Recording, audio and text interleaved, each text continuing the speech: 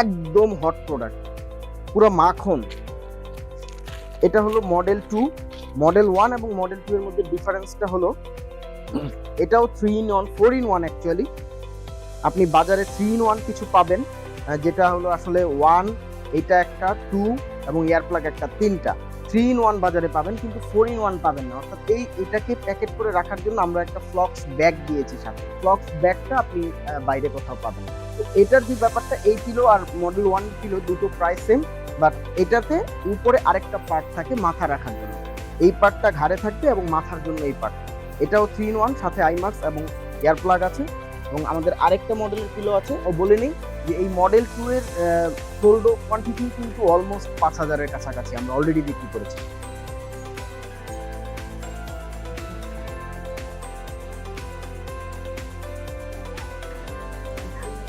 আমাদের কাস্টমারদের একটা প্রবলেম থাকে, এটা ফুলাতে পারে না।